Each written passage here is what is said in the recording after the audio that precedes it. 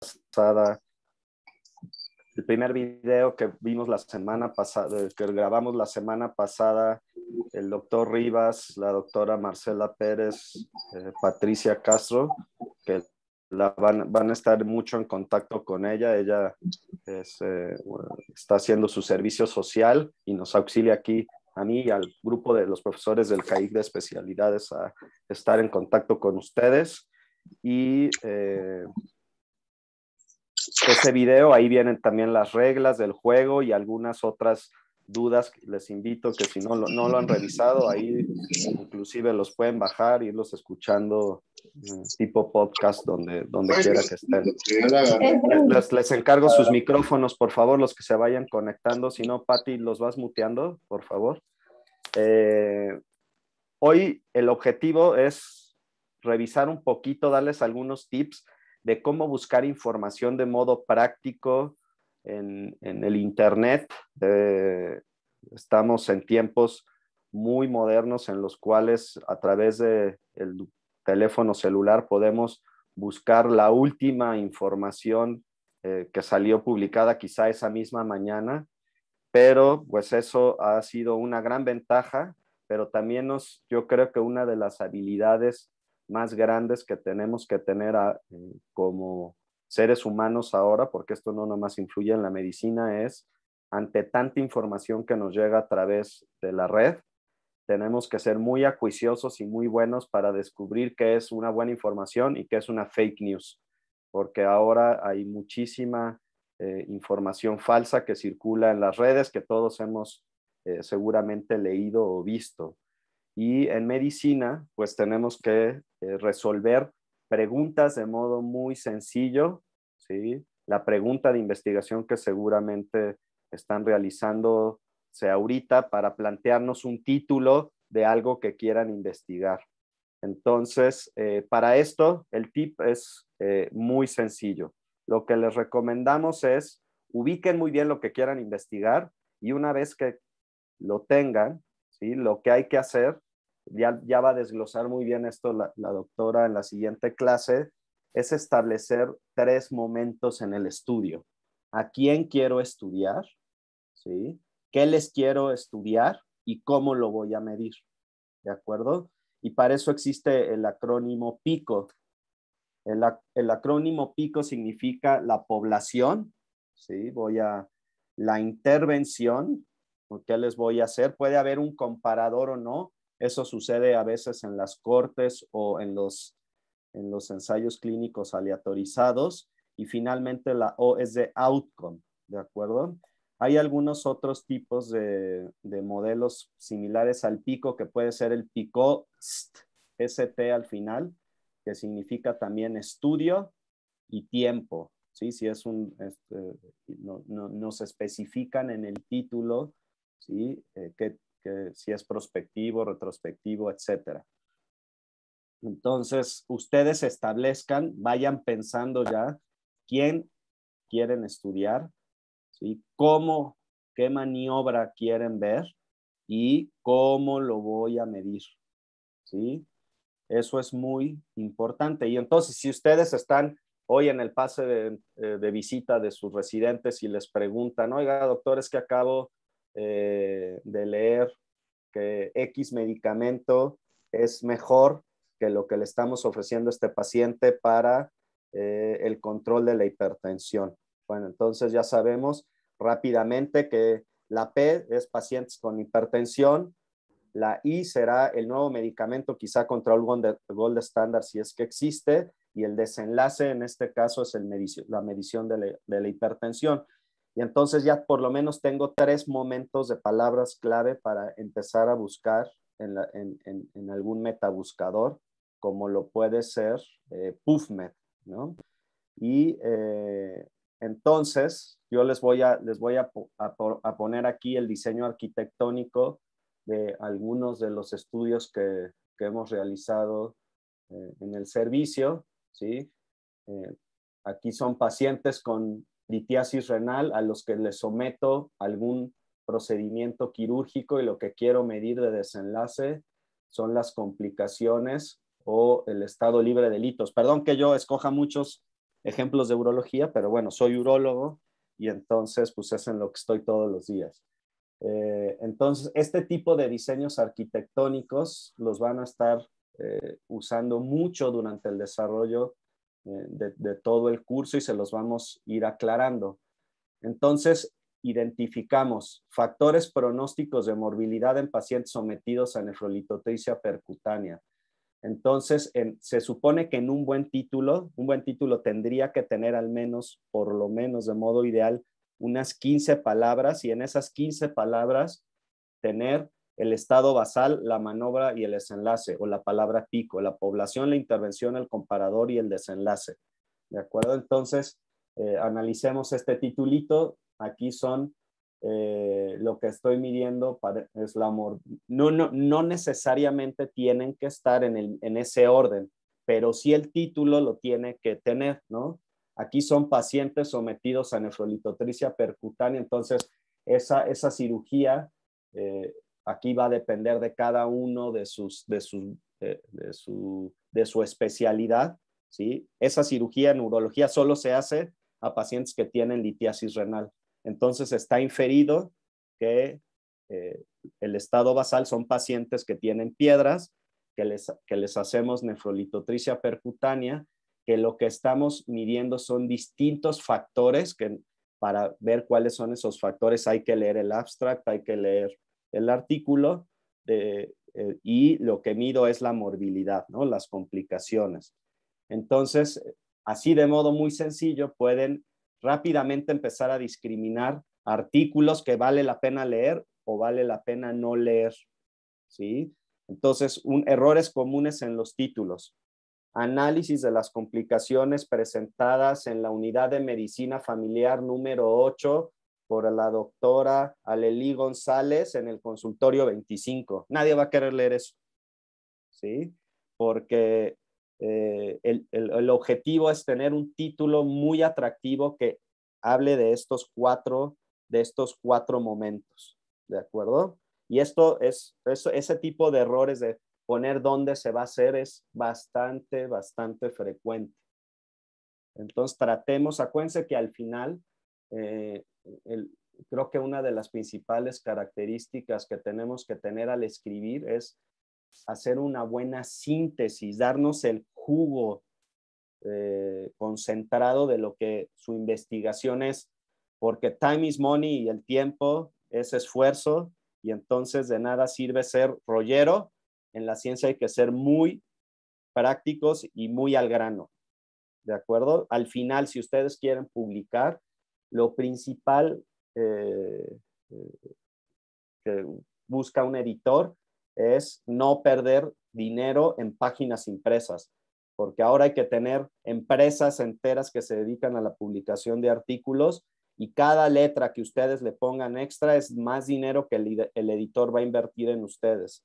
Entonces, tienen que comprobarle que con poquita información vale la pena su investigación. Entonces, a ver, vamos a hacer un pequeño ejercicio. Este es un título que escogí ahí al azar de alguna publicación que encontré. A ver, a través del chat, identifíquenme el pico, por favor, la población, la intervención, el comparador y el desenlace, basados en ese título.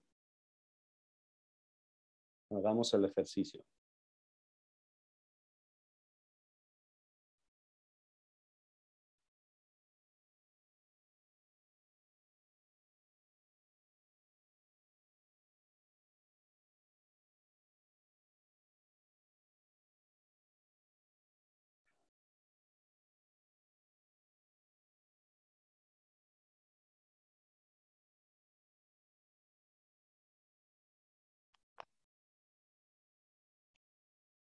Entonces, vamos a empezar por la P. ¿A qué población se les está haciendo este estudio? Personas que se les Con cáncer realizó, de próstata. correcto, pacientes con cáncer de próstata que se les realizó una cirugía. Esa es la P. Ok. Y lo que estoy midiendo, o sea, todos esos pacientes tendrían que tener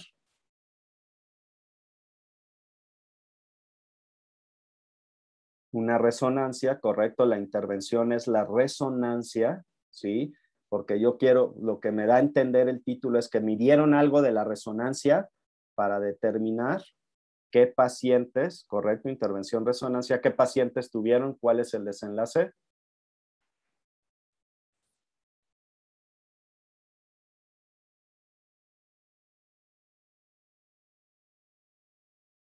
Desenlace incontinencia, totalmente correcto. Entonces, la P es pacientes con cáncer que les hicieron algún estudio de imagen para ver qué probabilidad había o no de desarrollar incontinencia urinaria de lo que fuera, ¿no?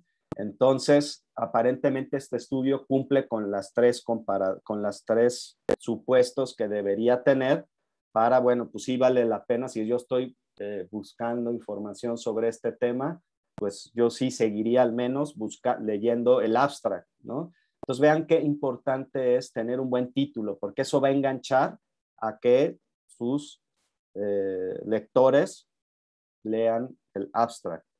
Ahora vamos con otro ejemplo. Efecto, ¿cómo dice? Efecto del effect of continuous care intervention on the quality of life in patients with neurogenic bladder dysfunction. A ver, entonces, ¿qué están haciendo en este estudio?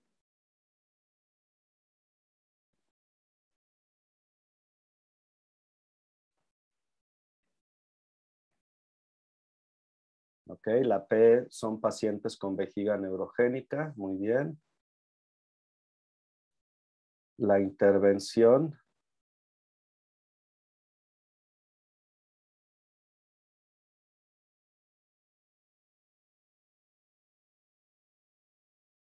La intervención, eso, yo también creo que aquí la intervención son los cuidados continuos, ¿no? Lo que me da a entender este estudio es que de algún modo están cuidando de algún modo distinto a lo que se cuida de modo habitual a los pacientes con vejiga neurogénica y esa es la intervención. Y y lo que quieren medir o lo que seguramente utilizaron es algún cuestionario para medir la calidad de vida. ¿Sí? Es correcto. Entonces, resultado calidad de vida. Entonces, basado en esto que les acabo de enseñar, ¿sí? Acuérdense, aquí voy a mostrarles ahora los títulos de los proyectos propuestos por ustedes sin nombre.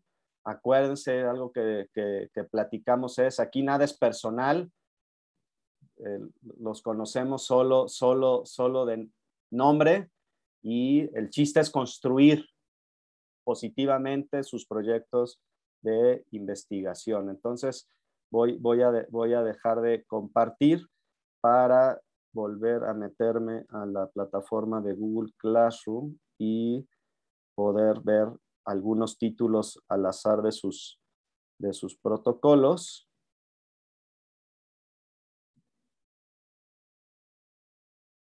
Entonces, hasta ahorita nos han contestado 20 personas. Entonces, aquí vamos con el primero, ¿no? Fragilidad como predictor de reingresos hospitalarios. Queda claro que quiere medir fragilidad. Supongo que se refiere, no sé si el doctor sea geriatra o no, a lo mejor está por ahí la cosa. Eh, si el término es muy claro para el tipo de lectores que lo quieren hacer, pues así podría ser una opción. Si no, valdría la pena decir fragilidad en quién, ¿sí? Porque, por ejemplo, yo que veo muchos pacientes que son neurogénicos, la fragilidad existe en ellos y los veo desde ser muy jóvenes, ¿de acuerdo? Y entonces tienen que aclarar bien el estado basal, la maniobra y el desenlace, ¿de acuerdo? Vamos con otro.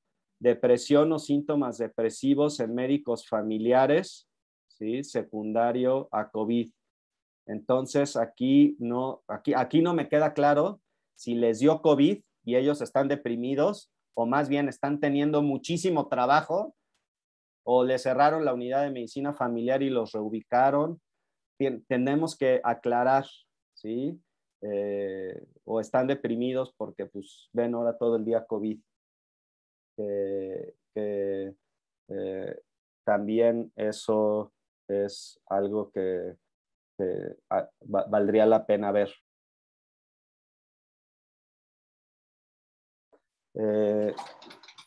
¿Qué más? A ver, determinación de la gravedad del Bankart óseo en pacientes con, supongo que esta es una escala, ¿sí?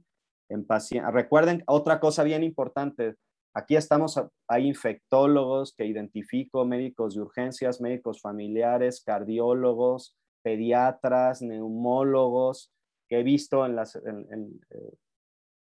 por caras que ya conozco y nombres. Ustedes son los expertos en el área, ¿sí? Si ustedes están diciendo que esto vale la pena estudiarlo, yo les voy a creer, ¿sí? Si ustedes dicen que el estándar de oro para cierto procedimiento es la medición de kriptonita en la orina, pues yo los voy a creer porque ustedes son los expertos en esa área. Lo único que nosotros les vamos a dar detalles de modo general en los seminarios es en la metodología, en la cuestión estadística, en ver la factibilidad. Pero mi consejo es no digan mentiras porque pues uno confía en lo que ustedes nos están proponiendo, ¿no? Entonces aquí están diciendo, entiendo que son pacientes que tienen luxación de esta articulación, ¿sí? Y lo que quieren ver es determinar está el estado basal, la maniobra y el desenlace. Muy bien. Luego, aquí en el Hospital General de Zona 48 ya dijimos eso, si es muy importante para ustedes establecer el nivel, ¿sí? Pongan en un hospital de primer contacto o algo así, para que sea, porque pues el Hospital General de Zona 48 para los de Guatemala puede significar distinto para otra persona. Por eso no hay que poner a lo mejor primer, segundo, tercer nivel, eso sí es algo universal. Si es que es muy importante, ¿de acuerdo? Aquí lo que quieren medir es los niveles séricos de troponina y la presencia de miocarditis, perdón, o sea, son pacientes con COVID que hicieron miocarditis y la intervención es medir los niveles de troponina para ver si hay alguna correlación. Dijo, los que están haciendo cosas de COVID, doctora Jaimes, que estás aquí, ¿como cuántos artículos de COVID habrán salido en el último año? Tú que eres infectóloga, ¿serán más de 20,000? Muchísimos, todos los días salen y todos creen que tienen alguna intervención más importante que los demás. Ajá. Y la verdad es Entonces, que no hay muchas cosas como que sí, sirvan en práctica real. sí, correcto. Eso es un comentario constructivo. Traten de que tenga una aplicación real, ¿sí? No hagan refritos. Es que dicen los chinos que entonces nosotros vamos a ver si somos distintos. Pues tendríamos que ser muy distintos por alguna razón muy particular, ¿no? Eso los digo para todos los que van a hacer algo de COVID, porque sí de COVID ha llovido. El semestre pasado revisamos en los 50 alumnos que teníamos inscritos, yo creo que el 40 de ellos eran de puro COVID. Alternativas del manejo farmacomecánicas en pacientes con ectasia coronaria. Bueno, ya en la UMAE de la raza, eso ya dijimos que está muy bien, qué bueno que son cardiólogos. Usen sus estetoscopios así Littmann, ultra tecnológicos colgados en el cuello con mucho orgullo, pero si quieren poner en un centro de referencia, pues también está bien, ¿no? Entonces aquí son pacientes con ectasia coronaria. No entiendo a qué se refiere alternativas del manejo farmacomecánico. Ya todo esto nos los irán explicando. La idea es dar ideas rápidas para tratar de mejorar un poquillo los títulos, ¿de acuerdo?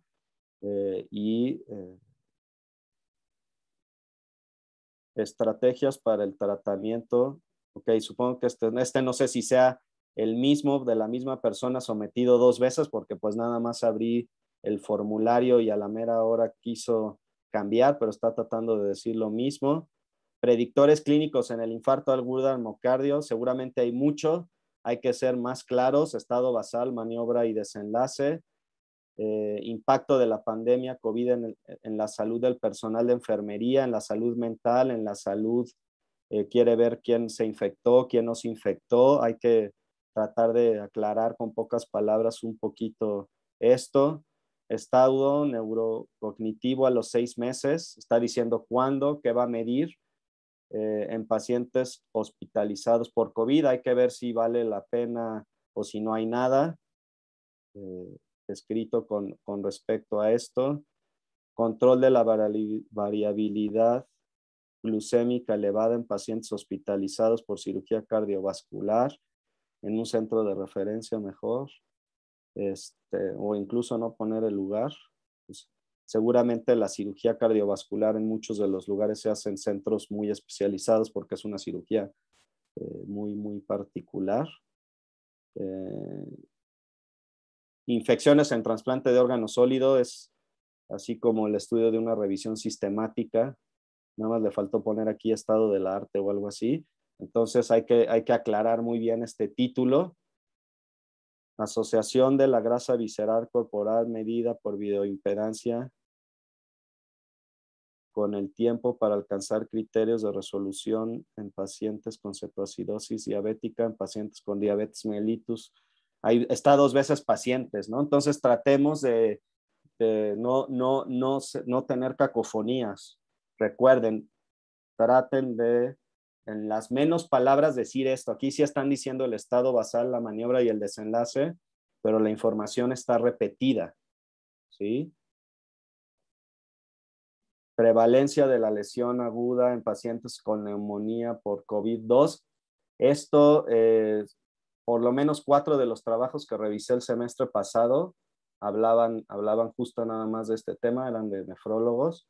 Entonces hay que ver qué vale la pena. Más que la prevalencia, pues creo que la prevalencia no tiene tanto sentido. Valdría la pena estudiar los factores de riesgo para el desarrollo de la lesión renal aguda. No lo sé, ¿sí? Afectación en el crecimiento fetal en pacientes con infección por SARS-CoV-2 durante el embarazo. Entonces, si no hay, entiendo que son mujeres embarazadas que les dio SARS-CoV-2 durante el embarazo y quieren ver si el bebé creció bien o no. Entonces, si no hay nada escrito y vale la pena estudiarlo, pues hay que hacerlo.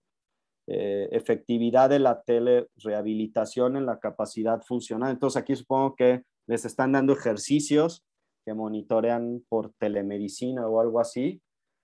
Aquí nada más habría que ver el comparador o si va a ser un estudio cuasi experimental. Recuerden, en los estudios experimentales hay 2 maniobras, ¿sí? A lo mejor a uno le dan solo un folletito y sigue el folletito, ¿sí? Y venga a hacerse su espirometría en tanto tiempo y al otro pues lo estás viendo, a ver, sóplale, infla el globo, lo que sea, esa es la maniobra experimental.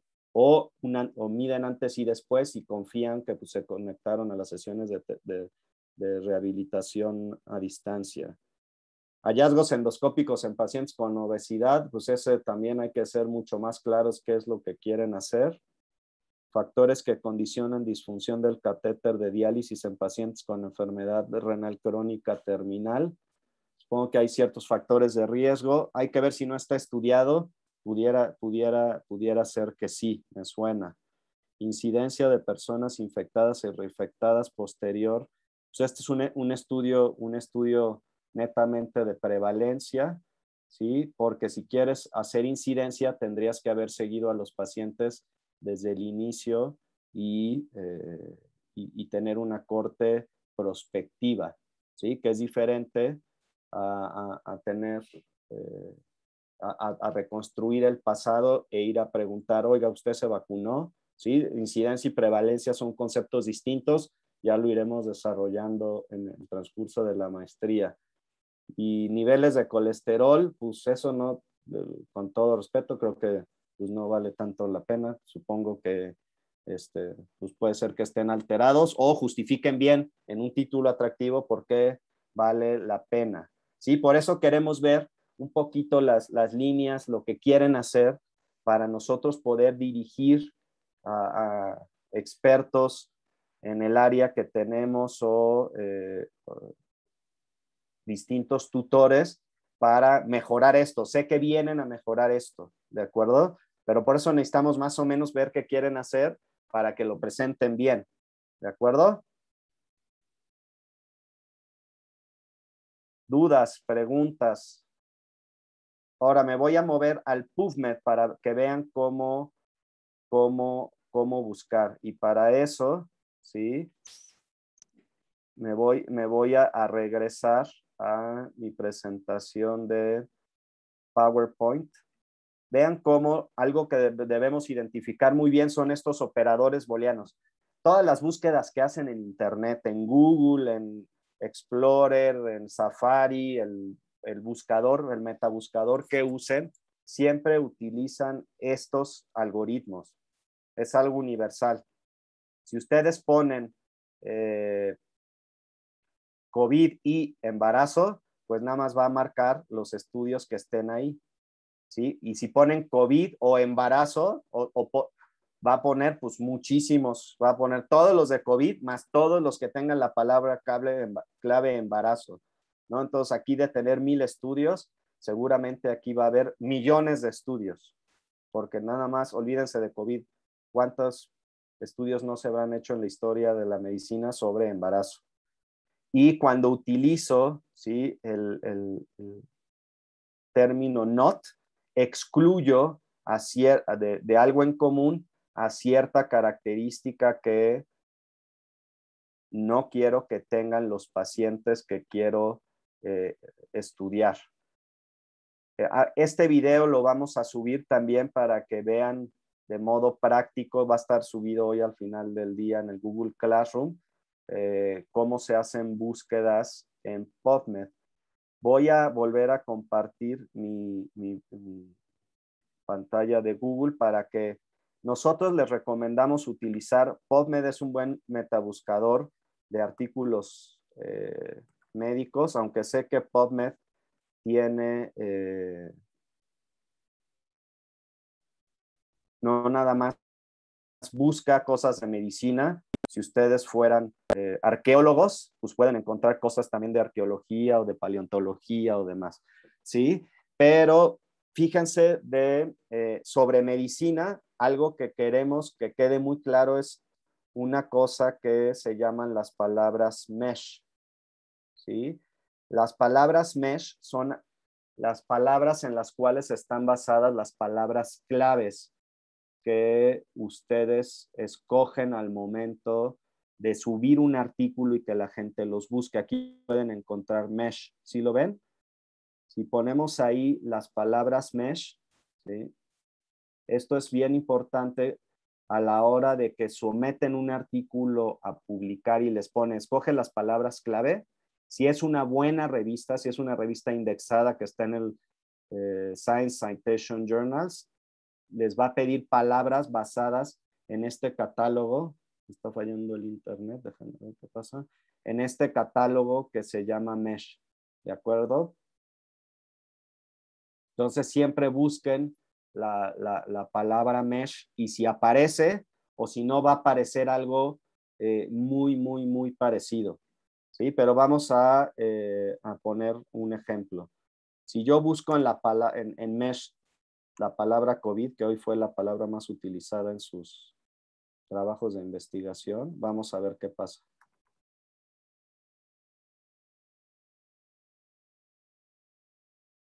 Entonces, fíjense bien, si todo esto está relacionado a COVID, pero son palabras claves distintas, ¿de acuerdo? Si yo pusiera COVID-19 como palabra clave, aquí va a venir la definición de lo que el metabuscador va a buscar sobre COVID-19.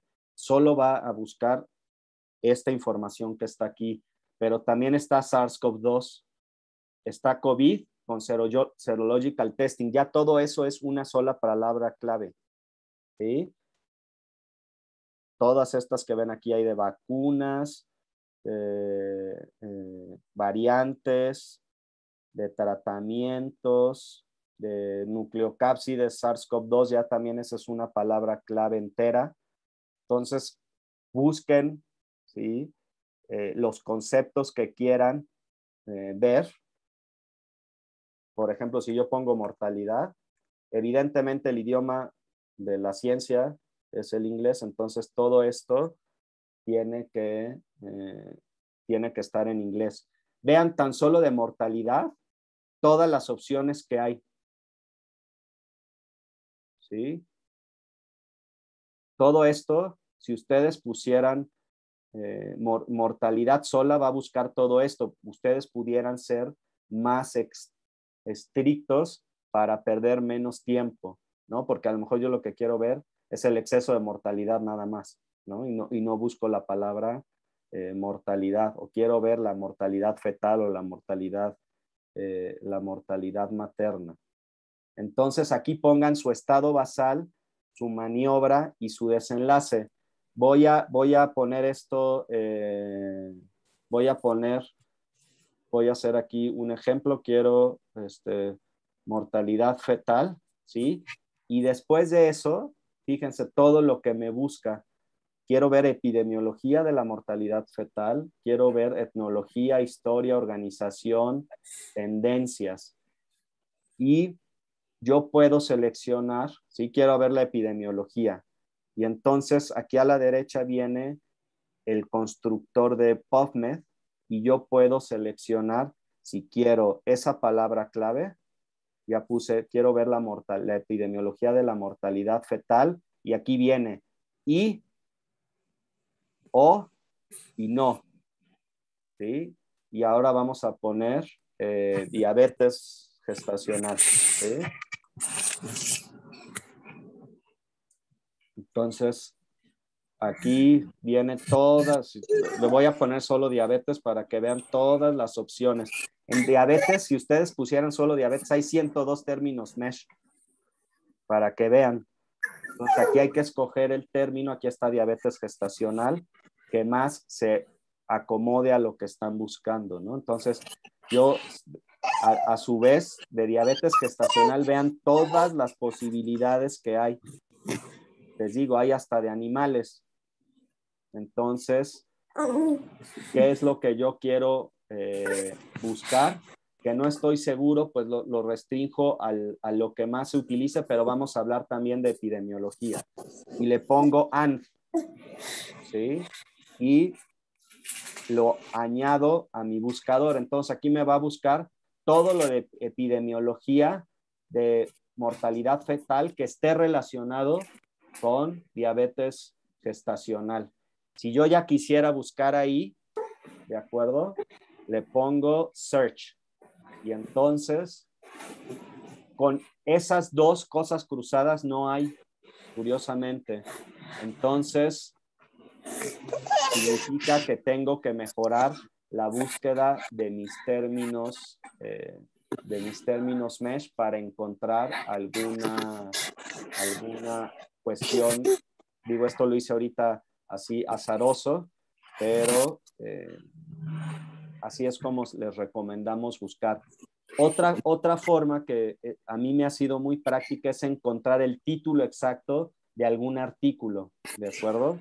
Y ese título lo busco en PubMed y cuando lo pongo en PubMed puedo ver cuáles artículos son clinical trials, metaanálisis, ensayos clínicos, buscar artículos relacionados, ¿sí? Les voy a dar un ejemplo. Por ejemplo, aquí este artículo que habla de epidemiología del crecimiento prostático. Si yo voy a hacer algo con respecto a eso, cosas importantes que tenemos que identificar ahora de los estudios es todas las revistas indexadas buenas tienen este identificador que luego es muy bueno para buscarlo en algunos metabuscadores de acceso. Y vean cómo aquí me dice artículos similares. Eso significa que estos artículos utilizaron las mismas palabras claves y puede ser una opción.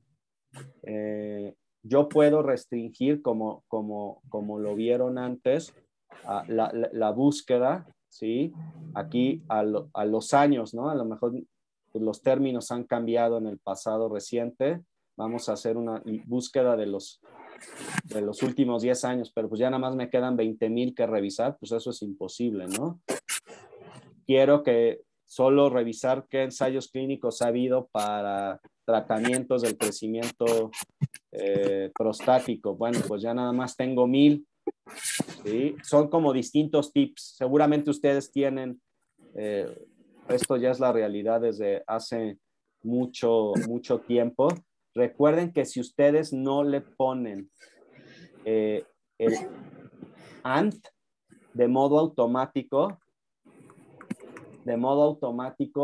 el espacio va a ser un I, ¿de acuerdo? Por eso aquí disminuí de 19,000 artículos a 78, que son los relacionados a síntomas del tracto urinario y este tratamiento. Y eso también sucede cuando hacen sus búsquedas en Google. En Google, si ustedes ponen endocrinología y diabetes y ponen endocrinología sin espacio diabetes, va el metabuscador a tomar como si ustedes hubieran puesto I. ¿De acuerdo? Entonces, ¿de qué se trata su tareita? Porque ya le estoy por empezar a quitar minutos a la doctora Maura. De que hagan capturas de pantalla de lo que quieran. Y por eso ya el título es necesario, que jueguen, ¿no? Pues yo estoy interesado en esto de COVID, crecimiento fetal, pues entonces, ¿cómo fui construyendo en el PubMed? Háganos capturas de pantallas, péguenlas en Word, suban un documento de Word o un PDF donde evidenciemos cómo fueron construyendo la búsqueda de la evidencia y del marco teórico para su trabajo de investigación. La suben al Google Classroom. ¿Vale? Por ahí alguien tiene prendido su audio, por favor apáguelo porque hace mucho ruido. Creo que su hijo está ahí cerquita, entonces Doctor, ¿le puedo hacer una pregunta? Buenos días. Las que quieras, por favor, para eso es esto. Buenos días, soy Marlene Fragoso. Mire, mi tema es estado cognitivo a los 6 meses en pacientes hospitalizados por COVID. Usted mencionó que habría que buscar qué tantos estudios hay al respecto. Yo me puse a buscar. Efectivamente, no hay muchos, pero sí hay unos alrededor de, bueno, sí hay estudios previos. Mi intención es realizar la escala de MoCA para valorar el estado cognitivo. ¿Cuántos debe de haber para que esto sea posible o sea trascendente, lo que usted nos comenta? Pues mira, o sea, no es tanto la cantidad, también a veces es la calidad, ¿no? Y tú tienes que decir, oye, pues sabes que en el estado cognitivo la principal escala a nivel mundial que se debe de utilizar es MoCA, ¿no?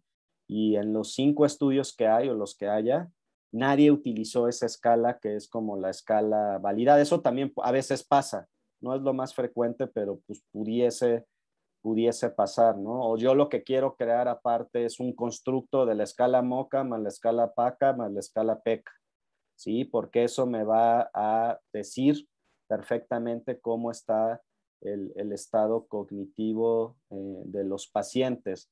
Aquí, pues, un poco va a ser tu experiencia, por eso tienen que hacer una buena búsqueda, un buen marco teórico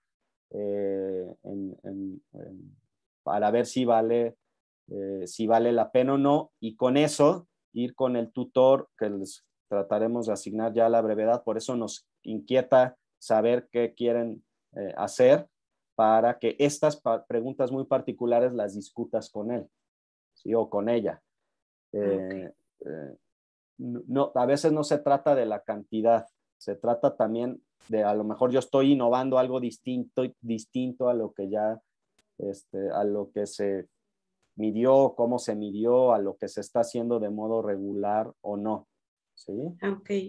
Ok, sí, ya lo último, ¿Sí? porque lo que yo comenté con mi tutor, en este caso yo ya tengo un tutor, bueno, que me aceptó y todo, Perfecto. y lo que se pretende es hacer como un estudio de corte prospectivo de 6 meses en un hospital del IMSS, ¿no? Pero Bueno, si pues sí me ahí, llamó ahí la atención. podrías medir, pues el estado, bueno, hay que ver si en esos dices si cambió antes y después del COVID Ajá, bueno, exactamente, en entonces a lo pacientes mejor ahí hospitalizados. ya le estás dando a lo mejor algo distinto a lo que la gente está diciendo, ¿no?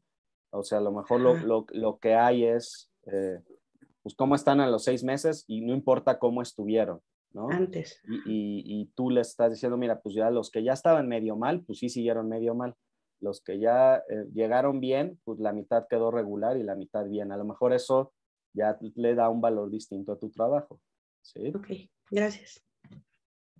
¿Listo? ¿Alguien más?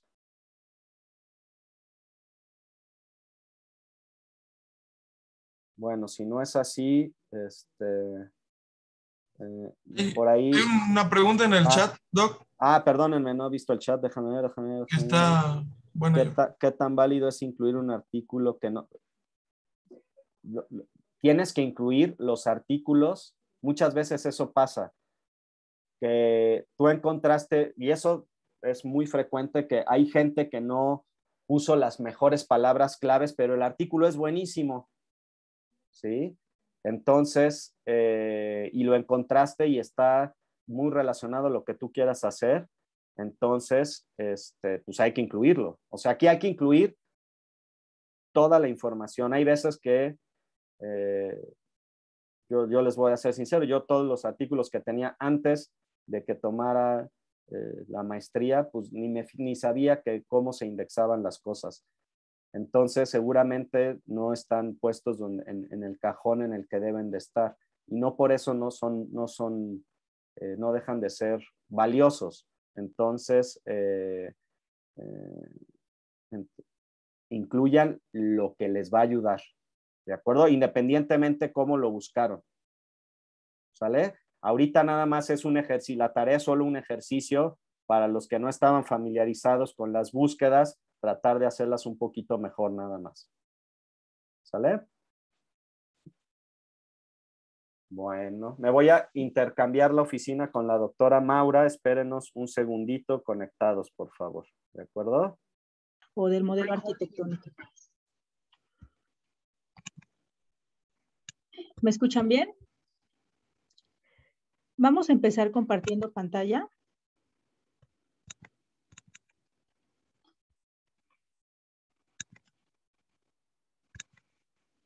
Ok. Bueno, pues si se fijan, lo que el doctor Moreno les explicaba al inicio es todo enfocado en tratar de que ustedes hagan, bueno, la maestría está enfocada en la investigación clínica y que ustedes todo este tiempo aprendan a cómo hacer un buen diseño de investigación clínica, un buen diseño de un proyecto donde la parte primordial de esta maestría es que ustedes aprendan a hacer investigación clínica. Si ustedes recuerdan seguramente el pase de visita diario del día a día, todo el tiempo se hacen preguntas. Y las preguntas van en relación a elegir el mejor esquema de tratamiento del paciente, determinar cuáles son los factores de riesgo que un paciente puede tener para desarrollar cierto desenlace y poder prevenir o evaluar cómo podrían un paciente tener mejor calidad de vida o mejor pronóstico. Todas estas preguntas que ustedes se hacen en el día a día, pues pueden ser respondidas por medio de la investigación clínica. Y la investigación clínica, para poder resolverlas, utiliza el método científico. Entonces, el método científico, nosotros desde la universidad hemos aprendido a cómo utilizar este método científico y nos han dado muchos enfoques para poderlo entender. Y el enfoque que más hemos utilizado es el metodológico. Seguramente todos han escuchado de los estudios, los diferentes tipos de estudios y el nivel de evidencia que cada estudio tiene. Pues bien, nosotros en esta maestría lo que nos importa mucho es enfocarnos en el enfoque arquitectónico o el modelo arquitectónico. ¿Por qué creen que nosotros utilizamos el modelo arquitectónico para poder, ya que leyeron el artículo, para poder resolver preguntas en la investigación clínica? Si ustedes revisaron este modelo, va del razonamiento congruente, es congruente con la atención médica. Entonces, siempre que ustedes tienen un paciente en la consulta, por ejemplo, un paciente que acaba de ser diagnosticado de hipertensión, seguramente ustedes van a elegir un tratamiento. Y ese tratamiento que se elige en el paciente, pues no lo van a elegir de forma aleatoria, no van a decir, bueno, le voy a dar el fármaco que tengo disponible, o el fármaco que es más económico, o el fármaco que es más caro, o el fármaco que la industria me dijo que recetara. Ustedes tendrán que tomar esta decisión en base a diferentes aspectos. Y ustedes lo van a hacer, obviamente, en base a lo que han leído y seguramente en base a ciertas características del paciente. Esto que ustedes están haciendo seguramente contempla algunos detalles del paciente o características. No es lo mismo tratar un paciente de 80 años a un paciente de 20 o de 30, no es lo mismo tratar un paciente con comorbilidades como falla renal, a cardiopatía isquémica, y no será lo mismo un paciente obeso que un paciente desnutrido. Entonces, esto que ustedes hacen en la práctica clínica diaria lo aterrizamos también en la investigación clínica, y esto corresponde al estado basal.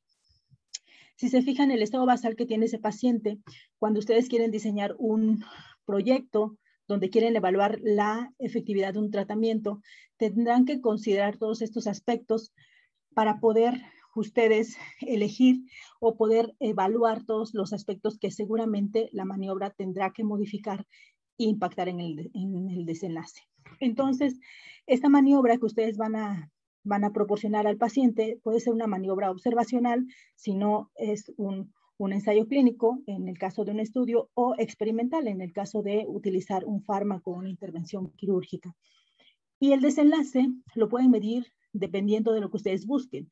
En un paciente hipertenso seguramente esperarán control de la presión o reducción de las cifras de presión arterial, pero si en este paciente ustedes no quieren ver ese desenlace, sino más bien si el consumo de sal impacta en el control hipertensivo, probablemente tendrán que hacer una encuesta para ver la cantidad de sal que ingiere ese paciente y si esta ingesta de sal, además de un tratamiento estándar, modifica o no el desenlace.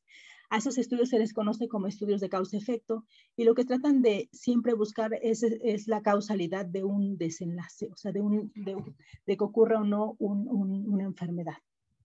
Además, el modelo arquitectónico contempla los estudios de proceso, que son los estudios de prueba diagnóstica. El modelo, el diseño, el modelo metodológico, nosotros lo vamos a utilizar para poder responder esa pregunta que ustedes están haciendo. Escuché por ahí muchas preguntas que ya se han planteado y estas preguntas deben de contener el estado basal, la maniobra y el desenlace. De esta forma, ustedes van a poder delimitar perfectamente su población, definir cuál es la intervención, sea observacional o experimental, y poder saber cuál es el desenlace que van a evaluar. Entonces, esto es muy importante porque para poder hacer eso seguramente van a tomar o van a valerse de este tipo de estudios. Pueden usar un ensayo clínico, con este modelo arquitectónico pueden hacer un estudio de cortes, pueden hacer un estudio de casos y controles o una encuesta transversal. La realidad es que en esta maestría sería mucho más atractivo hacer estudios de cortes que transversales porque a ustedes les darán mucho más datos que puedan ayudar a solucionar problemas del área de la especialidad que están haciendo.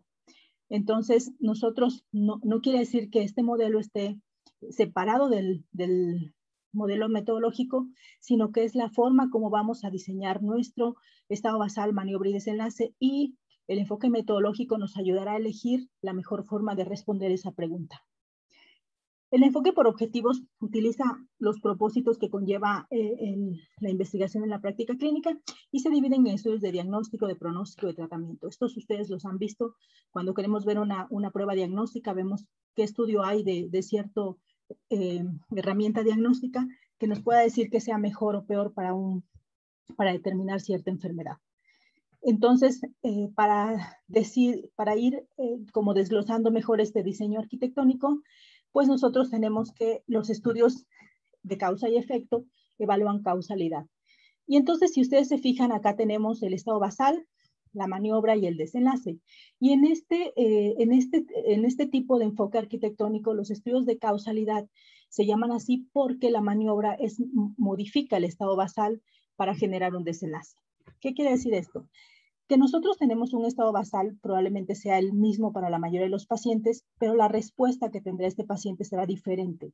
Dependerá de muchos factores, que lo vamos a desglosar en la siguiente diapositiva, en donde ustedes van a ver cómo ciertas características que lo hacen seguramente todo el tiempo, hacen que un paciente tenga mejor respuesta a cierto tratamiento que otro.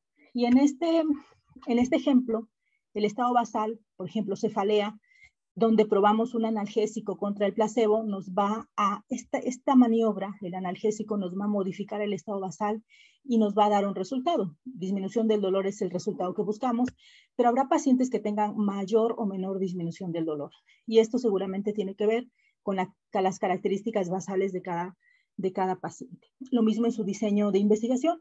Aquí hablaríamos de una población X, si queremos evaluar dolor postquirúrgico o migraña, entonces sería una población bien definida en donde ustedes utilizarían una maniobra principal contra un placebo o un estándar, el mejor tratamiento contra un nuevo tratamiento, y esperarían ver el resultado de esa disminución del dolor.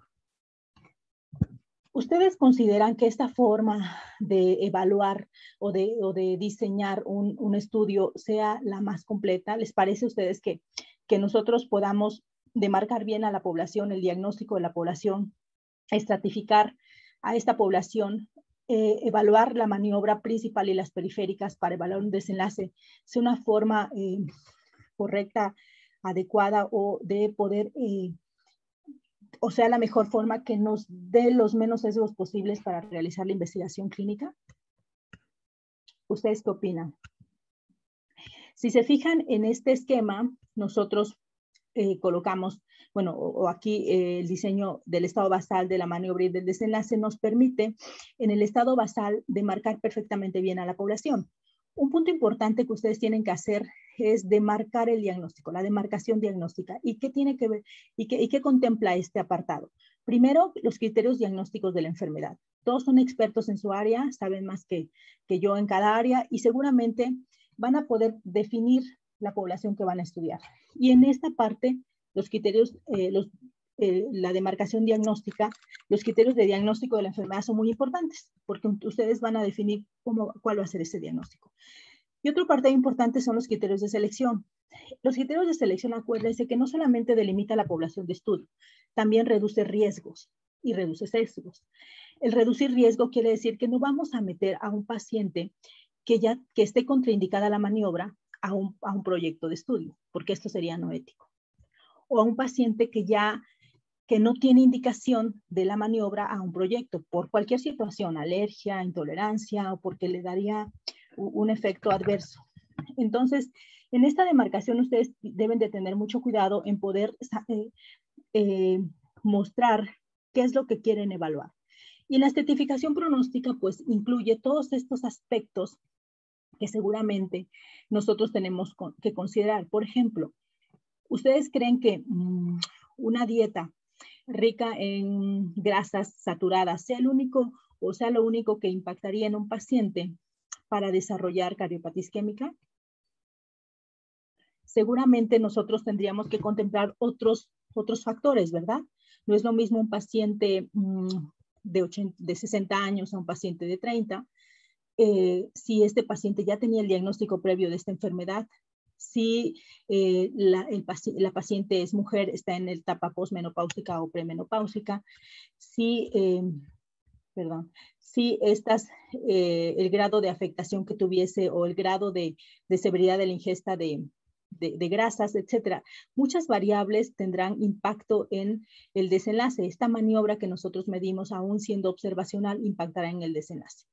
Y bien, pasándonos o observando la maniobra, nosotros podemos tener dos tipos de maniobras, es una maniobra observacional o experimental, pero además nosotros en la maniobra tenemos que evaluar la maniobra principal. Cuando hablamos de fármacos se nos hace mucho más sencillo saber pues qué dosis, la frecuencia de administración, la forma de aplicación y el apego a ese tratamiento. Pero cuando hablamos de maniobras periféricas, seguramente ahí muchos de los estudios que hemos evaluado no parece contemplar tan claramente las maniobras periféricas. ¿Ustedes consideran que un paciente con cáncer de mama que sea sometida a un tipo de quimioterapia A o B tenga el mismo desenlace si esta paciente está siendo evaluada o está teniendo tratamiento para la náusea, para el vómito, para que tolere mejor los fármacos, a una paciente que no está siendo tratada con tratamientos sintomáticos o controlando los efectos adversos, ¿creen ustedes que pueda tolerar igual la dieta? No sé si puedan por el chat ir contestando algunas de estas preguntas. Pongamos ese ejemplo del cáncer de mama en todo este diseño y pensemos que este estudio, este ensayo clínico que va a valorar una terapia contra la B, se hace en un país de primer mundo. ¿Ustedes creen que las mujeres de un país de primer mundo tendrán el mismo estado nutricional? ¿Ustedes creen que este cáncer sería el comportamiento igual con una terapia AB en relación al desenlace? ¿Ustedes creen que habría factores en el estado basal que podrían impactar en el desenlace de estas pacientes si este estudio lo hacemos en un primer mundo, si lo hacemos en un país como el nuestro?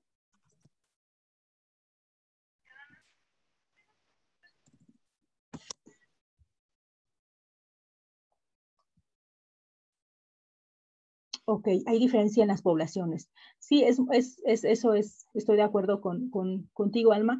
Si son diferentes poblaciones, aún siendo el mismo esquema, a lo mejor de quimioterapia, probablemente tengamos un porcentaje menor de mujeres desnutridas en un país de primer mundo a un país de tercer mundo. Es probable que el nivel sociocultural y económico también impacte. Muy bien, cuestiones genéticas, raza también puede incluir. Y entonces nosotros tenemos que ser cuidadosos haciendo todo este ejercicio en nuestro proyecto para que ninguna de estas variables que son importantes y que seguramente impactan en el desenlace nos pueda a nosotros modificar sin que nos demos cuenta los resultados. Nosotros tenemos que ser conscientes de estos cambios y tenemos que estar muy pendientes de que estas seguramente condiciones del estado basal pueden modificar el desenlace. El mundo nos dice que se deben tener bien identificados y saber el tanto impacto que han tenido basándose en otros estudios. Claro, ustedes, por ejemplo, en su proyecto seguramente hay áreas en donde son muy expertos y ya reconocen los factores de riesgo que están documentados en la literatura, pero siempre es importante que consideren algunas condiciones del centro, de donde harán el estudio y de la población que van a evaluar. Muy bien. En la maniobra, por ejemplo, es muy importante que ustedes sepan que las maniobras principales, cuando es un ensayo clínico, dependerá de la frecuencia. Es probable que algunos pacientes tengan mejor ejecución o no de esa maniobra y eso se puede, digamos, controlar de alguna forma por medio del apego que tengan o del cumplimiento.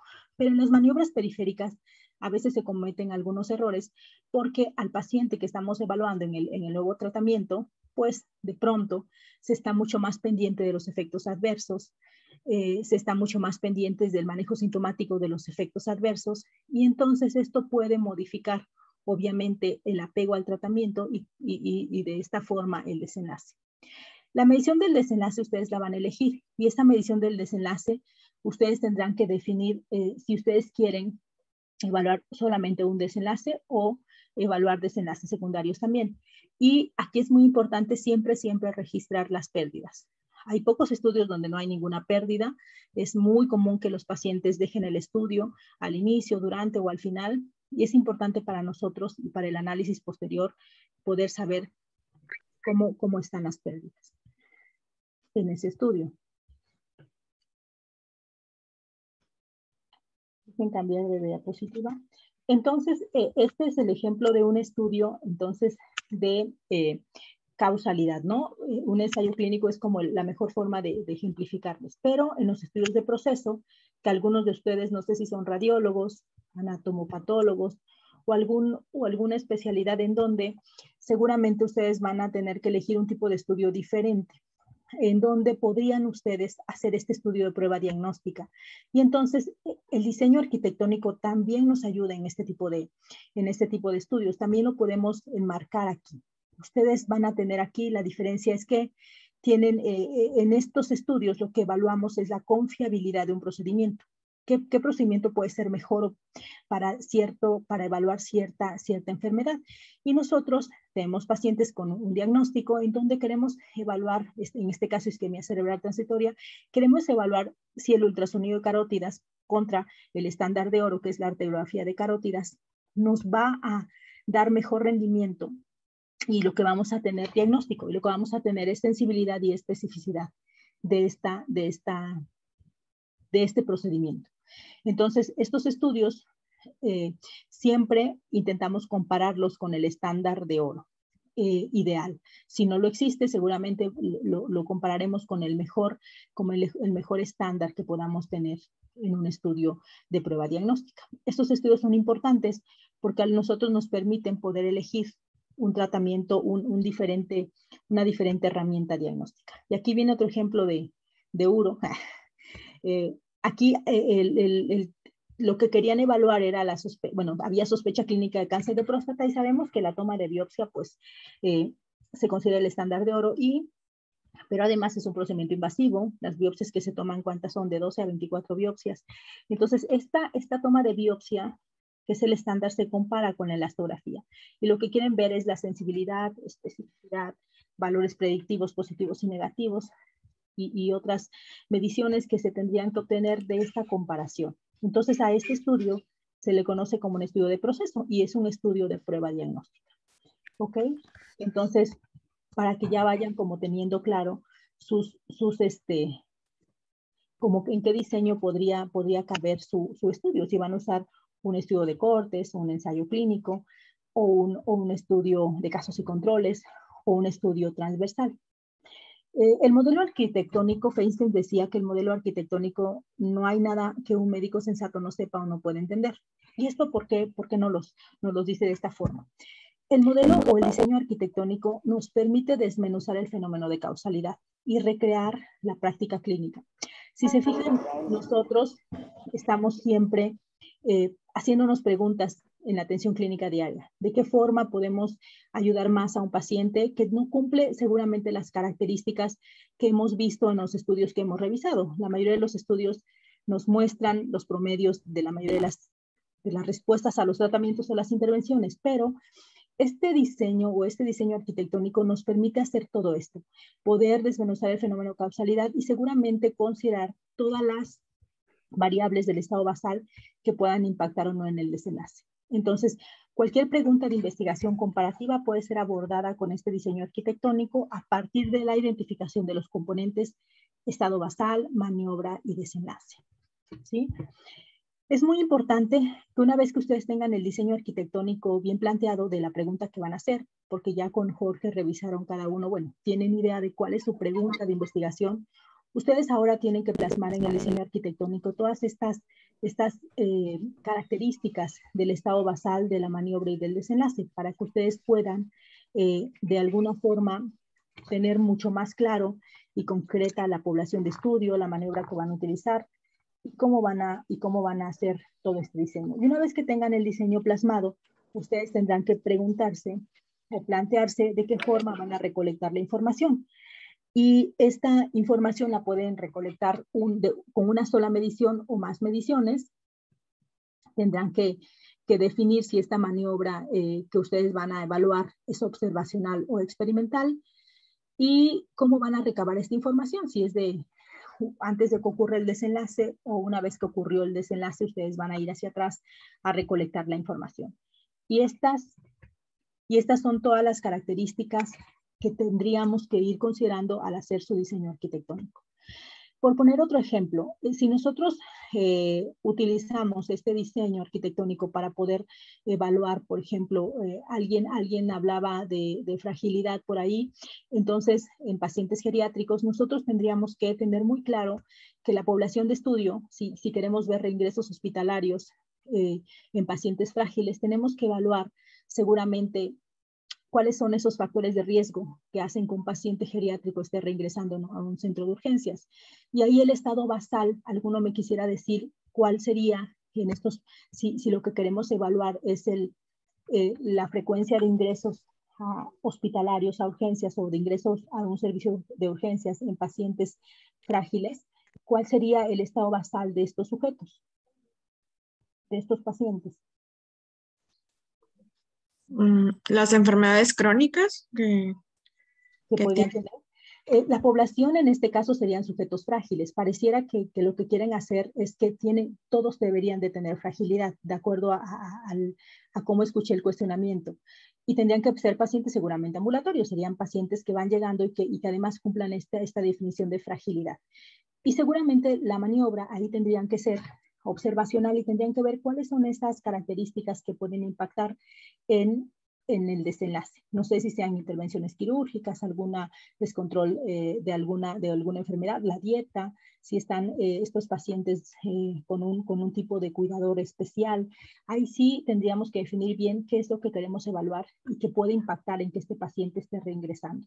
Y por supuesto, el estado basal no solamente serían pacientes frágiles como definición de demarcación diagnóstica, sino toda esta estratificación pronóstica que nos permitirá evaluar si estos pacientes tienen algún tipo de comorbilidad que los haga más vulnerables, si tienen seguramente los que tengan mayor edad serán estos pacientes los que tengan probablemente mayor fragilidad, no lo sé. Y entonces esto podrá ayudar a que ustedes vayan haciendo este diseño y teniendo muy claro cuál será la intervención que quieren evaluar. Si es una cohorte la que se pretende hacer, obviamente será una intervención observacional y tendrán que definir cuál es esta intervención que ustedes, o esta maniobra, perdón, que ustedes van a evaluar. Y bueno, en relación a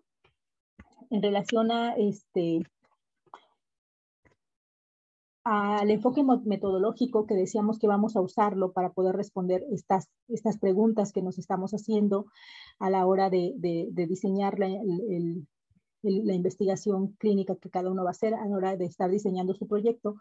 El enfoque metodológico, recordemos que está basado en la calidad de información.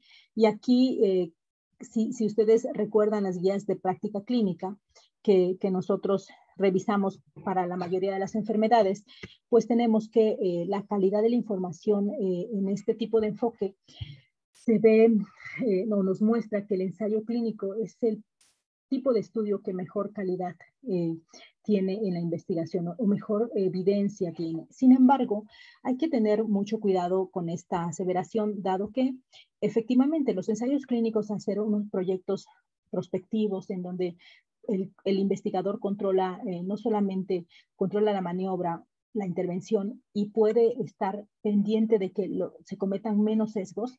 Existen muchas enfermedades en donde no podemos nosotros hacer un ensayo clínico por cuestiones de recursos, porque habitualmente los ensayos clínicos son estudios que nos van a exigir mayor cantidad de tiempo. Seguramente nos van a exigir que tengamos recursos y en este caso seguramente vamos a necesitar un patrocinador. Además también nos van a exigir que tengamos seguramente una serie de un grupo completo de investigadores que nos estén ayudando a hacer todo este ensayo clínico para que tenga la menor cantidad de sesgos. Sin embargo, hay ensayos clínicos que están mal diseñados y que tienen una cantidad importante de errores en donde no podríamos confiar en esta información que se nos brinda. Y hay muchos ejemplos en relación a esto y justamente más ahorita terminando la pandemia, o bueno, aún en la pandemia y viendo cuántos ensayos clínicos fueron publicados que tenían demasiados sesgos y que no era posible confiar en la información que nos daban, desde el cálculo de la N, ¿no? Que es importante y es una medida importante en donde, desde el punto de vista ético, no podemos hacer un estudio donde no tengamos el suficiente número de muestra para poder evaluar lo que queremos evaluar. Entonces, hay condiciones también en donde el riesgo o el daño del sujeto puede ser muy importante y esto no permitir que hagamos un ensayo clínico. Por ejemplo, se me ocurre que quisiéramos medir en los niños si el sedentarismo, el consumo de bebidas azucaradas impacta o no en el desarrollo de obesidad. ¿Ustedes creen que sería ético someter a niños a una ingesta diferente o cantidades altas de bebidas azucaradas para que podamos nosotros probar esta pregunta que tenemos? ¿Esto creen ustedes que podría ser ético? ¿O que sería posible un ensayo clínico? No. Nadie sometería a su hijo a una ingesta alta, ¿no? de bebidas azucaradas si quisiéramos probarlo con ensayo clínico. Entonces, seguramente no es posible hacerlo en todos los pacientes, o justamente los riesgos para neoplasias, ¿no? Para cáncer. Si nosotros sabemos que la radiación es un factor de riesgo importante para desarrollar cáncer de tiroides o algún tipo de linfoma, no podríamos someter a una población a radiación diferente dosis para ver si este desenlace ocurre. Entonces, en estas situaciones, por supuesto que un ensayo clínico no es la primera opción, y entonces sí nos tendremos que valer de los otros diseños, como un estudio de cohortes. Pero algo importante también que hay que considerar es que la mayoría de la literatura que leemos, sobre todo las guías de práctica clínica, siempre ponemos un ensayo clínico, o siempre se nos muestra un ensayo clínico como el primer nivel de evidencia. Y en muchas enfermedades no podemos tener esos ensayos clínicos. Entonces tenemos que, justamente, me parece que esto es un punto importante, porque tenemos nosotros que ser un poquito más críticos a la hora de revisar incluso las guías y ver qué cosas sí se está tomando como una evidencia tan fuerte, y por qué y cómo un estudio de cohortes también nos puede dar un nivel de evidencia importante. Entonces, estudios jerárquicamente inferiores pueden tener más valor que estudios superiores mal diseñados.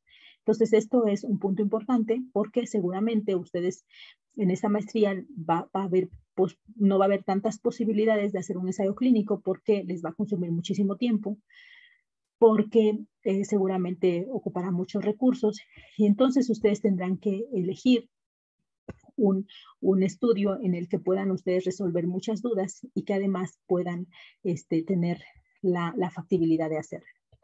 Y nunca olvidarnos de las consideraciones éticas, las cuales nunca debemos de olvidar, porque antes de poder obtener cualquier tipo de conocimiento, tenemos que pensar en que no podemos dañar a los sujetos de investigación, en este caso a los pacientes.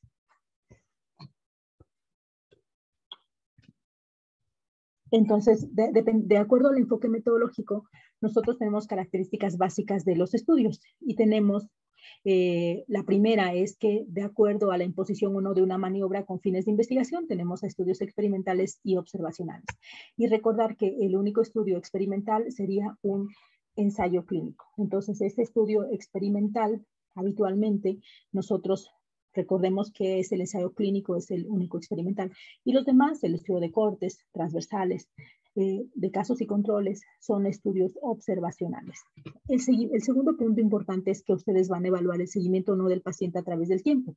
Y ustedes, por ejemplo, aquí tienen dos tipos de estudios. Si solamente hacen una medición, una sola observación, esto se trata de un estudio transversal. Si nosotros hacemos más de una observación, más de una medición, hablamos de un estudio longitudinal. ¿Ustedes consideran que la certeza de relación temporal de exposición a factores de riesgo o a la maniobra puede obtenerse de un estudio transversal? Ustedes, si quieren ver, no sé, ingesta, si el aumento de la ingesta de sal se asocia con hipertensión en un estudio transversal, ¿pueden ustedes definir causalidad? Me gustaría saber qué es lo que piensan en el chat, si ustedes creen que este tipo de, en un estudio transversal podemos ver causalidad o no.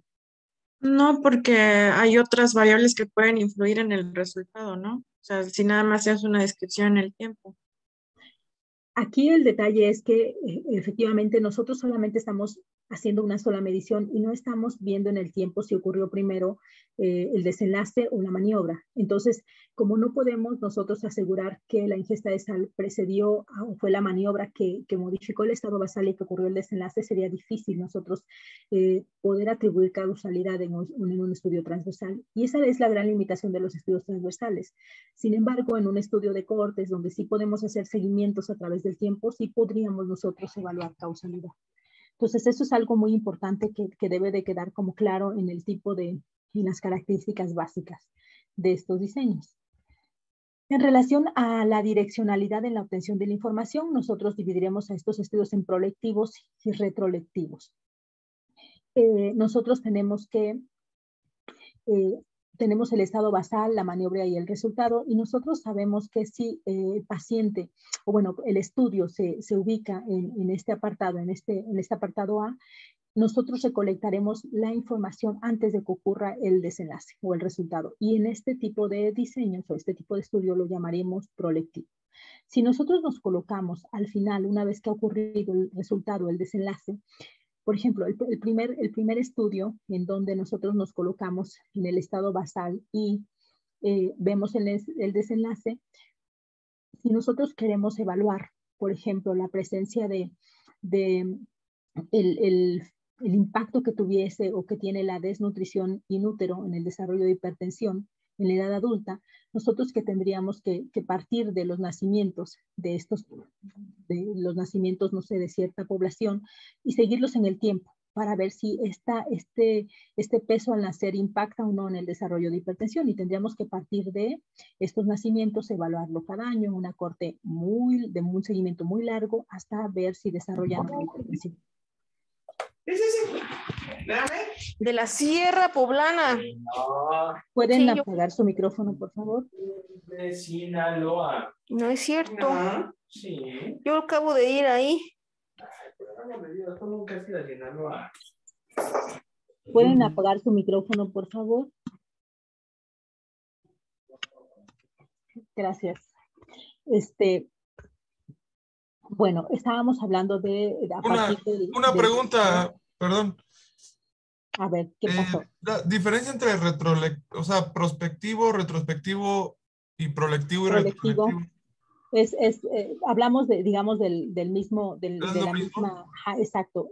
Depende del dónde lo leas, pero se refiere a lo mismo, a la direccionalidad de la obtención de la información. Okay, Entonces, vale. aquí, por ejemplo, en el retroprolectivo, nosotros nos colocamos digamos, en el medio, un poquito después de que ocurrió la maniobra, pero antes de obtener el resultado. Y entonces aquí hablamos de un estudio retroprolectivo, porque estamos colocándonos, cuando el investigador se coloca en el momento en el que ha ocurrido la maniobra, pero aún no ha ocurrido el desenlace, esta obtención de la información la llamamos retroprolectiva.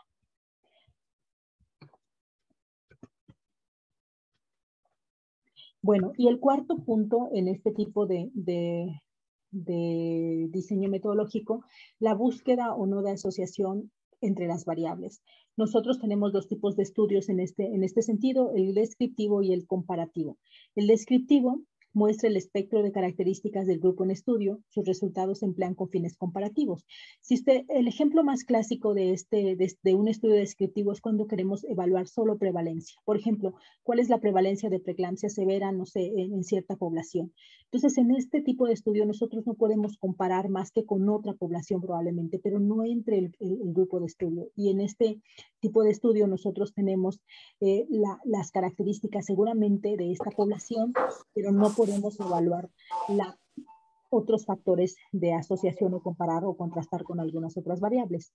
En cambio, en un estudio comparativo sí busca asociación entre la maniobra y el desenlace, o entre un estándar de oro y la calidad del producto procedimiento. Y esto nos referimos a los estudios de proceso o de prueba diagnóstica y a los estudios de cohortes o un ensayo clínico.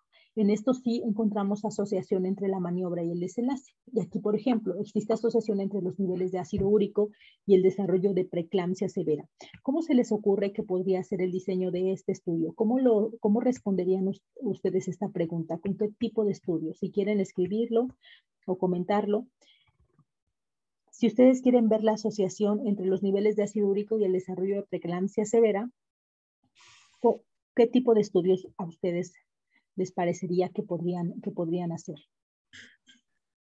Podría ser una corte, ¿sí? Exacto, podría ser una corte. Y entonces, estas mujeres, ¿de qué punto partirían la corte? Por ejemplo, me dice aquí Jaime que podría ser una corte, estoy de acuerdo. Y entonces ustedes tendrían que hacer una sola medición o más de una medición. Tendría que ser una situación basal previo a la gestación y después de la gestación, ¿no? O si se llega a presentar la preeclampsia. Ok, ¿alguien opina diferente? Pues puede ser en un mismo determinado momento, semanas antes de la semana 20 del embarazo, por ejemplo, una sola medición, y si eso... Entonces, ¿tú crees que un estudio de corte entraría en un estudio donde haríamos solamente una medición? No. Acuérdense que si seguimos al paciente en el tiempo, estamos hablando de un estudio de seguimiento, un estudio longitudinal, y entonces hablamos de un estudio de cohorte o un ensayo clínico que sea más de una medición. En el estudio transversal sería el ejemplo previo, donde solamente tomamos una fotografía de esta paciente y la podemos hacer, como tú dices, en el último trimestre y en el puerperio, que es donde se desarrolla la preeclampsia. Pero en este que estamos evaluando, probablemente tu grupo de pacientes serían embarazadas, tu cohorte serían embarazadas, lo ideal sería en el primer trimestre, y necesitarías medir el ácido úrico por lo menos 2 veces, se antojaría más, para poder ver la modificación de ese ácido úrico y si esto está asociado o no, estos niveles altos, con el desarrollo de preeclampsia. Ok, de acuerdo, Tania. Entonces sí tendríamos que hacer una medición antes y después o varias mediciones en el tiempo.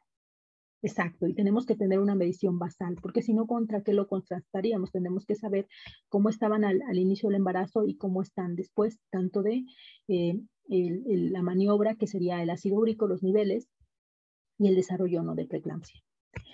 Bueno, avanzando en esto, dependiendo de la medición de la ocurrencia del desenlace, nosotros tenemos 2 formas de medir la ocurrencia del desenlace, por medio de la incidencia y la prevalencia. La incidencia, la definición es el número de casos nuevos que se presentan en un periodo y en una población determinadas, y nosotros sabemos que esta incidencia es propia de los estudios de cohorte y ensayos clínicos. Si ustedes leen en un título que van a calcular una incidencia, por supuesto que su mente se tiene que ir a que es una cohorte o es un ensayo clínico.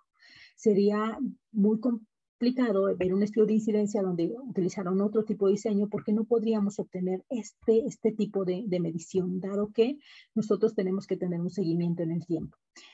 Al contrario, la prevalencia es el número de casos existentes en un momento y población determinada. Y aquí sí podemos nosotros solamente tener esa fotografía que les digo de la población y poder encontrar características de esa población y saber cuántos casos existentes hay, por ejemplo, en la encuesta nacional de salud, de diabetes, de hipertensión.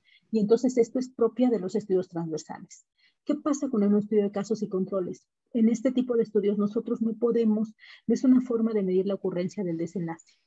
Es simplemente una relación, porque en este tipo de estudios nosotros o el investigador define cuáles serían los casos, y acuérdense que parte del desenlace, cuántos casos tendría con cuántos controles. Habitualmente, mínimo, la relación tiene que ser 1 a 1, pero preferiblemente se podrían tener relaciones de 1 a 3, 1 a 4, y digamos, esta relación simple que se hace entre caso y control no nos permite ni calcular incidencias ni prevalencias, ¿de acuerdo? Entonces, un estudio de cohortes y un ensayo clínico nos permite calcular incidencias. Y un estudio transversal nos permite a nosotros calcular prevalencias. Los casos y controles no nos permite hacer ninguna de estas dos. ¿Sale? Esta parte espero que haya quedado clara. Y bueno, de acuerdo al enfoque metodológico y a lo que estamos tratando, bueno, a lo que les estamos ahorita hablando, ¿cuáles serían las características, de acuerdo a este enfoque, de un ensayo clínico? La imposición o no de la maniobra, ¿qué tipo de estudio sería? Contéstenme si quieren en el chat o como ustedes gusten. No entendí la pregunta, doctora, esta última que realizó. En un ensayo clínico, de acuerdo al enfoque metodológico, vimos que tenían 4 características. Si la imposición o no de la maniobra era dada por el investigador, tenían dos opciones, que fuese experimental o observacional. En este caso, un ensayo clínico es observacional o experimental. Es experimental. Ok, experimental. Alma, estoy de acuerdo, es experimental. Entonces, es una de las características más importantes de un ensayo clínico, y de acuerdo a la medición, a las mediciones que hacemos a través del tiempo, ¿qué sería? ¿Longitudinal o transversal?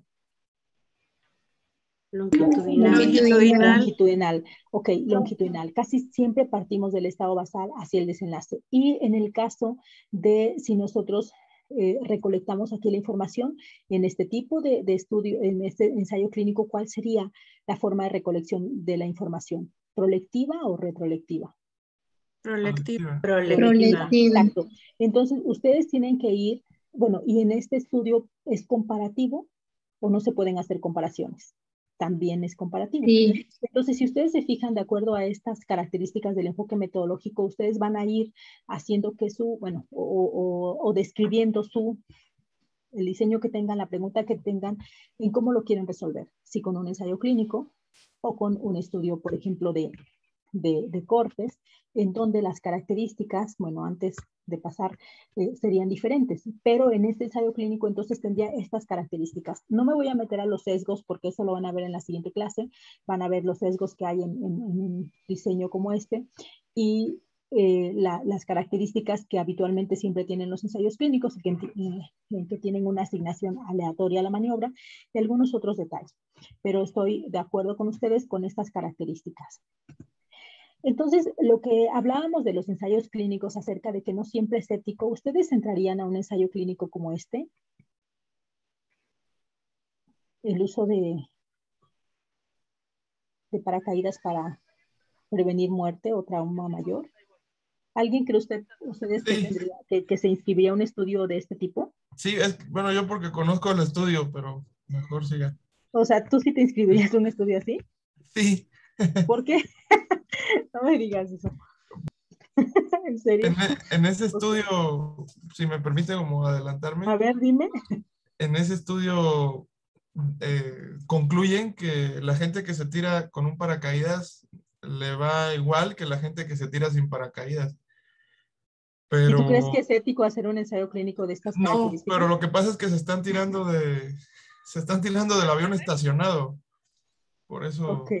Aún así no podrías exponer a un paciente Sí, o sea, claro, claro. traspolándolo como a los pacientes. Recordemos que una de las principales premisas de la investigación es no hacer daño. Creo que sería muy arriesgado, aún a pesar de que no hubiera diferencias. O sea, se mueren igual, tú no pondrías en riesgo la vida de un paciente, ¿no? Está complicado. Bueno, esto es solamente para comentarles que no siempre se hacen no siempre es ético hacer ensayos clínicos, como en este ejemplo. Y bueno, de acuerdo al enfoque metodológico, entonces, un estudio de corte, ustedes, ¿cuál sería, qué tipo de estudio sería? ¿Observacional o experimental? Lo pueden contestar en el chat si gustan. Este tipo de estudios de corte, entonces ustedes siempre van a tener una maniobra y tendría que tener, es observacional, bien, Alma. Y en este estudio, de acuerdo a la medición, al número de mediciones que realizaremos, sería longitudinal o transversal.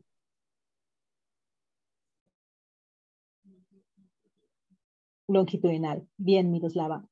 De acuerdo contigo, es longitudinal. En un estudio de corte siempre partimos del estado basal cuando es prolectivo y cuando es retrolectivo nosotros tenemos que reconstruir el pasado de acuerdo a la evidencia que tenemos. Habitualmente partimos de expedientes clínicos. Sabemos que un estudio prolectivo es mucho mejor en la calidad porque cuidamos la mayoría de los sesgos. Un estudio retrolectivo casi siempre tenemos muchos sesgos a la hora de recrear este pasado o lo que nosotros queremos encontrar en el expediente.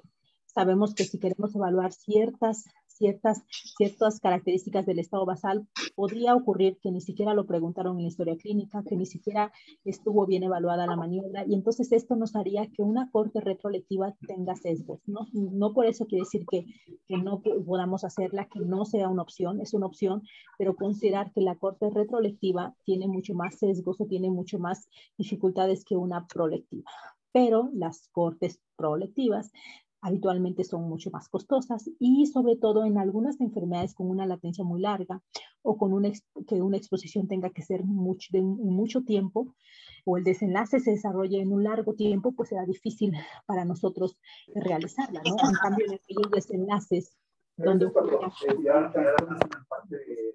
superior que mucho pinche loco antes. Aquellos desenlaces que ocurren muy rápido, por ejemplo, los pacientes de la unidad de cuidados intensivos, una unidad de cuidados coronarios, donde un desenlace lo tendríamos en días, se antoja mucho más una corte prolectiva que retrolectiva, ¿no? Donde tendríamos que cuidar mucho más los sesgos. De acuerdo. Y entonces, en este estudio, podemos hacer comparaciones o no. Podemos tener cómo hacer ese contraste de un grupo con una maniobra y un grupo sin esa maniobra. ¿Es comparativo o no comparativo? Sí se puede hacer comparaciones. Justamente es una de las grandes fortalezas de los estudios de corte que nos permiten hacer comparaciones y contrastar seguramente con los factores de riesgo, con la maniobra que estamos evaluando. De acuerdo.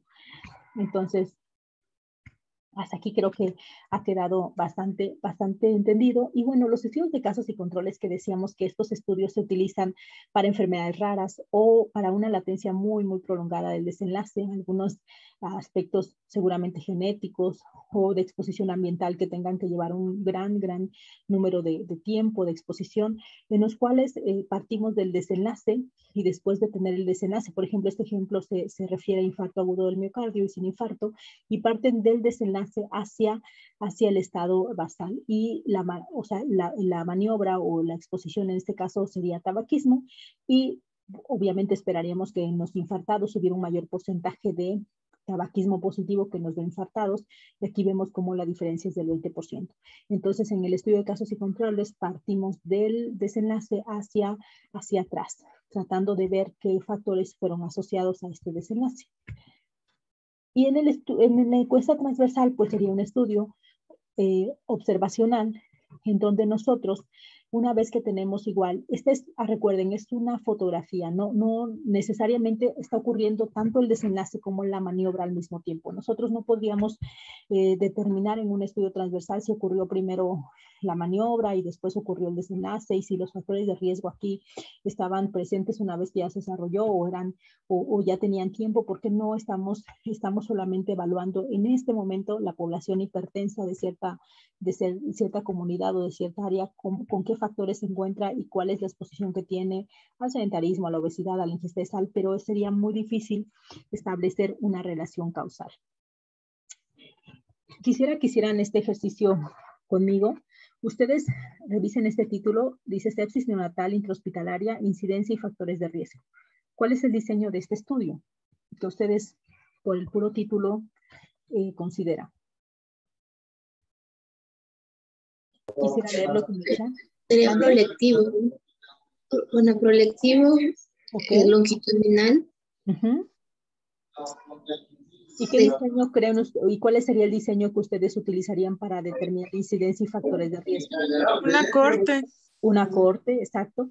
Entonces ustedes esperarían ver una corte, de acuerdo con ustedes completamente. Entonces ustedes ven el título y por supuesto que van al abstract, ¿verdad? Ven un título y dicen, este título me sirve, quiero ver cuál fue la incidencia de sepsis neonatal. ¿Ustedes creen que este tipo de estudio, este tipo de diseño podría contestarse con un ensayo clínico? O así como dice la incidencia de sepsis neonatal, ¿la podríamos evaluar en un ensayo clínico? Ustedes someterían, no sé, a factores de riesgo o a una maniobra que podría condicionar sepsis, no sé, infección del catéter, el no lavado de manos, el someterlos a un procedimiento sin los cuidados a niños para ver si desarrollan o no sepsis. Pues no, ¿verdad? No es ético. No hay intervención, debe de haber intervención, seguramente una intervención que nosotros no controlamos. Si es una corte, seguramente hay factores o intervenciones que están modificando ese estado basal, porque no todos los niños que nacen desarrollan sepsis. Entonces, seguramente hay una maniobra que sí está afectando el estado basal y que está ocasionando el desenlace. Entonces, bueno, nosotros aquí quiero que lean el resumen y qué opinan de este resumen.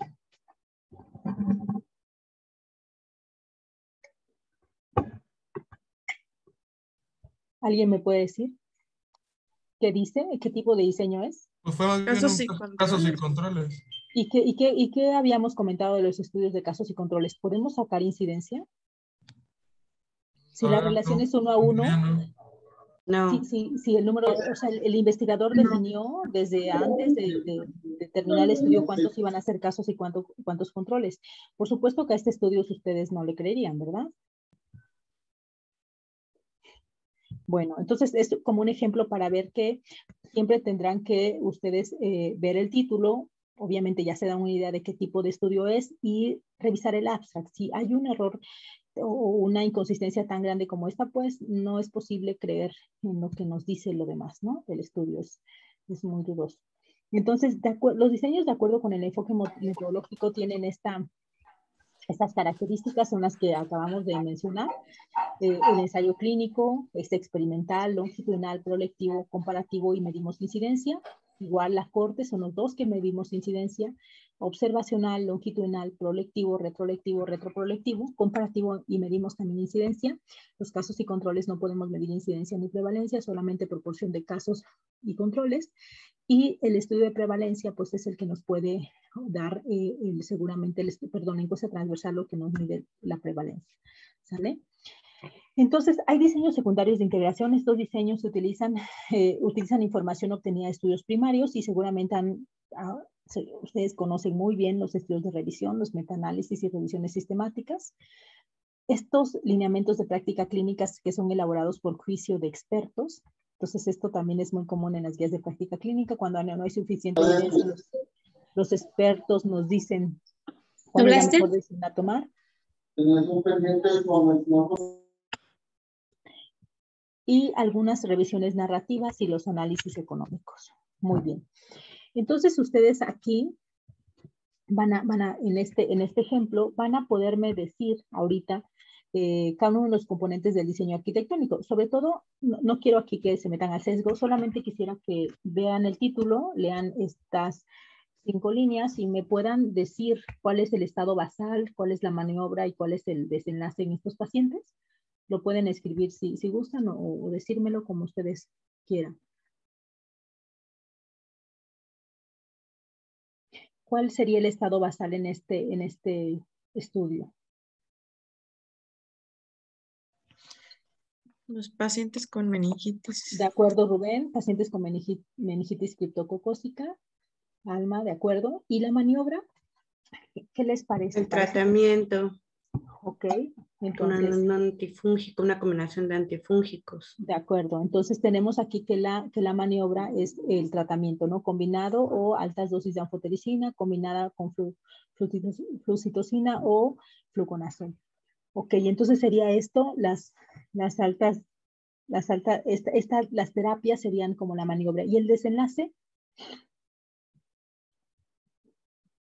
¿Cuál sería el desenlace aquí? Medir la supervivencia, ¿no? Ok, ¿quién reduce la mortalidad, no? Medir mortalidad, de acuerdo. Seguramente este ensayo clínico, lo van a revisar en la siguiente clase para ver los sesgos que encontramos aquí.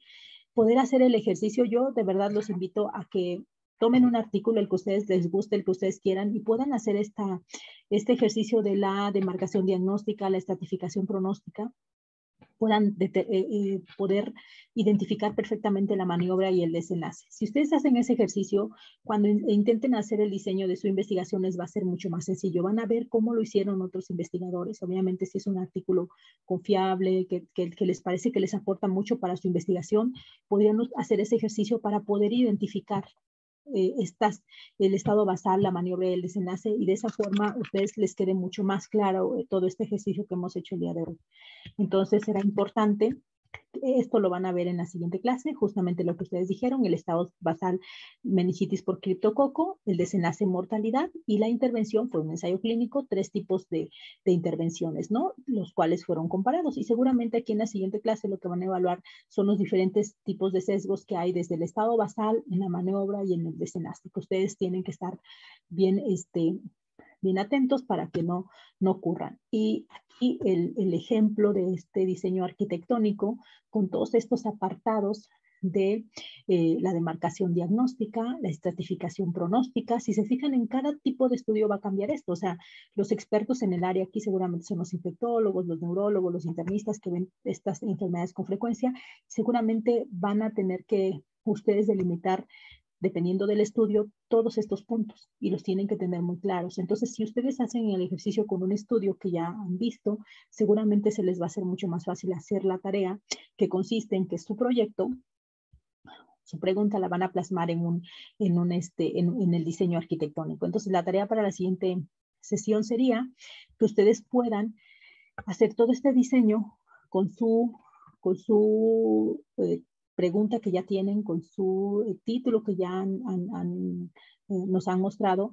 Entonces aquí lo que necesitamos es que delimiten bien el estado basal, cuál es la población que van a estudiar, cómo harían el diagnóstico, cuáles serían sus criterios de inclusión, ¿sale? Que estratifiquen a esta población de acuerdo a los factores que ustedes ya conocen, bueno, ya a la estratificación cronométrica, del estatus, los clínicos por comorbilidad y las secundarias, que nos digan cuál es la maniobra observacional o experimental que van a ustedes a medir. Si es un estudio de cohortes, cuál sería esta maniobra que ustedes creen que va a modificar el estado basal y nos va a dar cierto desenlace, y cuál es el desenlace que para su estudio les interesa. Puede haber muchos desenlaces en una enfermedad. Aquí, por ejemplo, mortalidad, conteo de hongos en el líquido, eventos adversos en un ensayo clínico, pero pueden ser muchos otros desenlaces, calidad de vida, ustedes quieren ver la sobrevida a 30 días, etcétera, ¿no? Entonces, esto será importante para nosotros tener este tipo de diseño arquitectónico. Entonces, sí les invito a que hagan todo este esquema con su proyecto. Veremos en la tarea. Y si hay dudas, pueden escribirme al chat personal para ver cómo podríamos diseñarlo mejor. Entonces, de acuerdo al tipo de diseño, pues esto es en relación al artículo. Era experimental, longitudinal, proyectivo y comparativo, viene una incidencia y es un ensayo clínico. Entonces, estos serían como las características de ese estudio.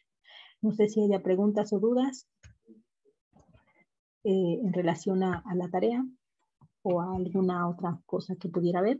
Recuerden que nos pueden escribir en el chat o nos pueden escribir en la plataforma de Classroom por si hubiera algo más.